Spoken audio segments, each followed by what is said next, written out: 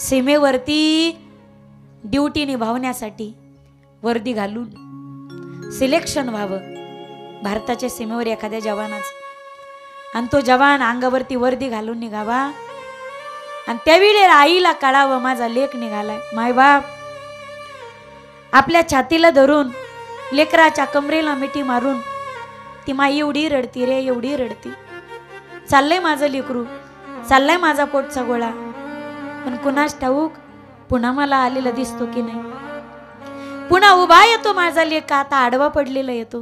अरे काय ठाऊक की कुणून गोळी येणं कुठे छातीत स्पर्श करेल माझ्या लेकराला. ज्यावेळी आईचा आवाज आला ना, आईचा आवाज हा आईचा आवाज असतो माईबा. आईच्या आवाजात आणि बाईच्या आवाजात काहीतरी फरक असतो गड्या.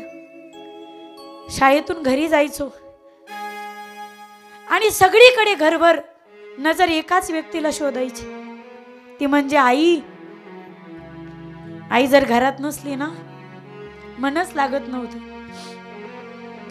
आणि शेतातून येताना ज्यावेळी आईच्या टोपल्याचा बांगड्याचा आवाज यायचा ना, इतका आनंद व्हायचा. आईच्या बांगड्याचा आवाज हा काही वेगळाच असतो गडे. 12-1 डझन बायका असतील तुमच्या घरामध्ये, आई, आजी, चुलती, पणजी, पण आईच्या बांगड्याचा आवाज ना काही वेगळाच असतो.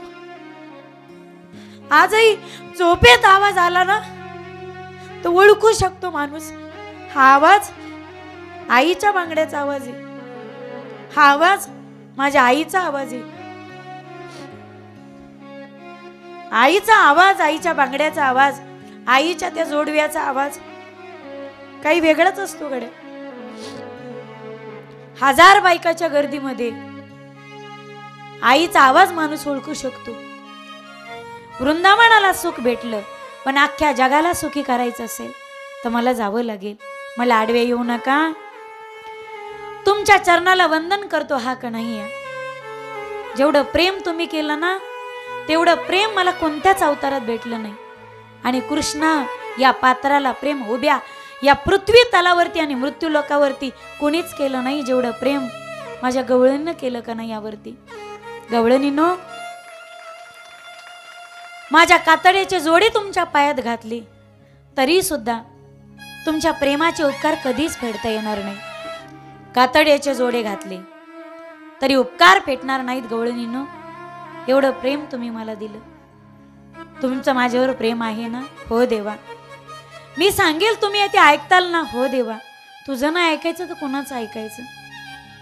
तुझं सगळं ऐकायला देवा तयार आहोत, पण नको रे अंतकरण तोडू आमचं. देवा आम्हाला सोडून नको रे जाऊस. सगळं ऐकतात ना? माझा आदेश आहे.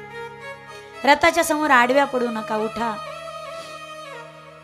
माझ्या कायात आडवे येऊ नका. असा जातो आणि असा येतो. एका शब्दावरती गवळणी जिवंत आहे. कन्हैया, जर आमचं अंतकरण तोडून तुझी कीर्ती जगात उभी राहत असेल तर 1000 वेळा भक्तीचा त्याग करायला ह्या गवळणी तयार आहेत, जर तुझी कीर्ती जगात होत असेल तर. आणि त्यागात भक्ती रे माझ्या दादांनो. भोगामध्ये भक्ती नाही, त्यागासारखी भक्ती कधी जगात नाही. एकदा त्याग केला ना देवाने, गोकुळ, वृंदावन आणि मथुरा अर्ध्याच तासाचा रस्ता आहे. गवळणीनं ठरवलंच असताना 3 बाऱ्या चक्रा आणल्या असत्या, पण देवाची भेट घेऊनच आल्या असत्या. पण आमच्या देवाला त्रास होईल ना असं कृत्य उभ्या आयुष्यात कधीच करणार नाही. ऐकलं गवळणीनं. निघाला रथ पुढे. अक्रूजीने हाकला. पुढे गेल्याच्या नंतर गोपाळ आडवे झाले आणि बोबडा नावाचा एक गोपाळ होता. पळत पळत गेला, रथाच्या समोर उभा राहिला. कितना नको ना आले तोलून जाऊ आम्हाला? कितना तुला काहीच मागणार नाही, नको ना आले तोलून जाऊ आम्हाला?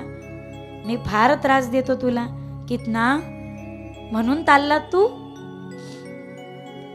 सगळे गोपाळ जवळ गेले. कृष्णा नको ना रे आम्हाला सोडून जाऊ, आता नाही ना खेळातून काढून देणार तुला. गोपाळाचा अधिकार तर गवळणीपेक्षा श्रेष्ठ आहे. माईबाप, रासलीले मधून जो कन्हैया गुप्त झाला, अंतर्धान झाला, देव गेला आणि गवळणी रडत होत्या. पण सांगू तुम्हाला गोपाळाचा अधिकार? खेळ खेळायला लागले ना तर गोपाळाने देवाला बाजूला काढावं. चिंडी खेळतोस काना तू, चिटिंग करतोस, चिडी खेळतोस तू, देवाला असं बाजूला काढावं, बाजूला नेऊन बसवावं. देवाने हात जोडावेत. गोपाळांनो, आता नाही ना रे खेळणार मी, घ्या ना रे मला तुमच्या खेळात, असं एकटं नका ना रे टाकू मला. गोपाळांनो, घ्या ना रे मला तुमच्या खेळात, घ्या ना रे मला तुमच्या खेळात, मला असं एकटं टाकत जाऊ नका रे. देवाने भीक मागावी पदर पसरून, मला खेळात घ्या म्हणून. एवढा अधिकार आहे गोपाळांचा. 2 लीला केले देवाने. रास लीला, रासात सगळ्या स्त्रिया होते, एकाही पुरुषाला प्रवेश नव्हता. आणि काल्याच्या लीलेमध्ये सगळे गोपाळ होते, एकाही गवळणीला प्रवेश नव्हता. गोपाळांची सगळी समजूत घातली देवाने. सगळे गोपाळ बाजूला झाले. देव म्हणे मी कायमचा नाही चाललो, असा जातो आणि असा येतो. निघाला रथ पुढे. रथ पुढे निघाला, पण मैया मूर्छेतून जागी झाली. 90 वर्षाची, आज 95-100च्या जवळ आसपास असलेली म्हातारी झालेली यशोदा, केसाची वेणी विस्कटलेली, रात्रभर रडून रडून डोळे लालबंद झालेले, कसं तरी स्वतःला सावरलं. सांगितलं गवळणी, निघालाय रथ. आणि यशोदा मैया म्हातारी पळू लागली. लाला रुक जा, राजा रुक जा, लाला रुक जा, राजा रुक जा. ज्यावेळी आईचा आवाज आला ना, आईचा आवाज हा आईचा आवाज असतो मैबा. आईच्या आवाजात आणि बाईच्या आवाजात काहीतरी फरक असतो गड्या. शाळेतून घरी जायचो आणि सगळीकडे घरभर नजर एकाच व्यक्तीला शोधायची, ती म्हणजे आई. आई जर घरात नसली ना, मनच लागत नव्हतं. आणि शेतातून येताना ज्यावेळी आईच्या टोपल्याचा बांगड्याचा आवाज यायचा ना, इतका आनंद व्हायचा. आईच्या बांगड्याचा आवाज हा काही वेगळाच असतो गड्या. 12-1 डझन बायका असतील तुमच्या घरामध्ये, आई, आजी, चुलती, पणजी, पण आईच्या बांगड्याचा आवाज ना काही वेगळाच असतो. आजही झोपेत आवाज आला ना, तो ओळखू शकतो माणूस, हा आवाज आईच्या बांगड्याचा आवाज आहे, हा आवाज माझ्या आईचा आवाज आहे. आईचा आवाज, आईच्या बांगड्याचा आवाज, आईच्या त्या जोडव्याचा आवाज काही वेगळाच असतो गड्या. 1000 बायकाच्या गर्दीमध्ये आईचा आवाज माणूस ओळखू शकतो. रथ चाललं होतं वायू वेगाने. कन्हैयाने सांगितलं, काका रथ थांबवा. आई आली, माझी मैया आली. रथ थांबवला गेला, उडी मारली रथातून. इकडून लाला पळत होता, तिकडून मैया पळत येत होती. जसा लाला पळत गेला, कमरेलाच मिठी मारली यशोदेच्या. यशोदेने मोठ्याने टाव पडला, कन्वा. छातीशी धरलं लेकराला. कन्हैया, जी गोष्ट मला कळाली ती तुला कळाली म्हणून तर नाही ना चाललास तू, पण शपथ घेऊन सांगते रे कन्हैया, या जगात देवाची शपथ घेऊन सांगते, यशोदेने सर्वाधिक प्रेम केलं असेल तर फक्त तिच्या कन्हैयावर केलं. कन्हैया, प्रेमात मी कुठे चुकली का रे? आणि म्हणून माझ्यावर रुसून तू देवकीकडे तर नाही ना चाललास? आई, मला काहीच माहिती नाही. कन्हैया, कळालंय मला, ते तुला तर कळालं नाही ना. कळालंय मला तू माझा नाही, तू देवकीचा आहेस, म्हणून तर मला सोडून नाही ना चाललास तू. कन्हैया, आतापर्यंत तुला प्रेम करत असताना मी कुठे चुकले असले ना तर मला क्षमा करे माझ्या लाला. नाही आई, जग आवा कोण पाहिल आणि जगात वर्णन करतील, आतापर्यंत जर कन्हैयाला कोणी प्रेम केलं असेल तर 10 अवतारामध्ये नाही, 24 अवतारामध्ये कन्हैयाला प्रेम करणारी फक्त यशोदा होती. यशोदा एवढं प्रेम कन्हैयावरती कोणीच केलं नाही. देवकी, आज देवकीचं सुद्धा प्रेम कमी यशोदेच्या तुलनेमध्ये. कन्हैया, जोपर्यंत माझ्या घरी होतास बाबा,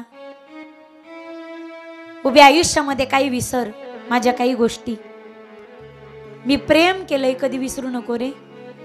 एक मटकी दुधाची दह्याची फोडल्याच्या बाबतीत मी तुला उखळाला बांधलं होतं रे माझ्या लाला. फार वाईट वागली नाही यशोदा, उखळाला बांधलं माझ्या लेकराला. कन्हैया, उभ्या आयुष्यामध्ये का आठवणी तू सांगशील देवकीला, पण एवढी आठवण मात्र कधी देवकीला सांगू नको रे, वाईट वाटेल देवकीला. माझ्या लेकराला यशोदेने उखळाला बांधलं. आता तर कृष्ण आईच्या कमरेला धरून डासा डासा रडू लागला. नाही आई, या कन्हैयाला बंधन करण्याची ताकद फक्त यशोदेच्या प्रेमामध्ये, फक्त यशोदेच्या प्रेमामध्ये. जगात या कन्हैयाला कोणतंच बंधन बांधू शकत नाही. त्याला बांधू शकतं ते फक्त यशोदेचं प्रेम.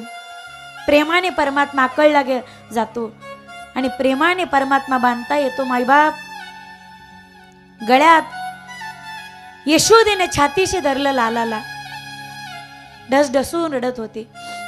यशोदेच्या आशूंनी डोळ्यातल्या रडून रडून मातीचा चिखल झाला होता. मायबाप एवढी रडली, किती रडल्यात गवळणी, गोपाळ, यशोदामा.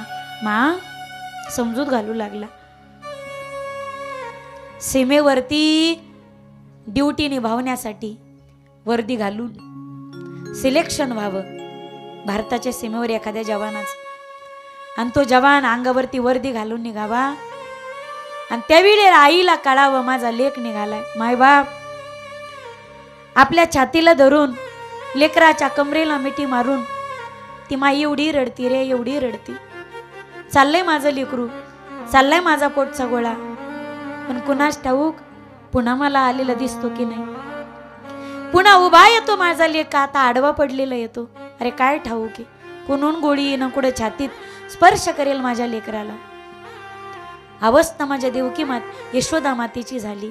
लाला पुन्हा येशील ना तू, वाट पाहिन बरं तुझी. आई मी काय कायमचा चाललो का.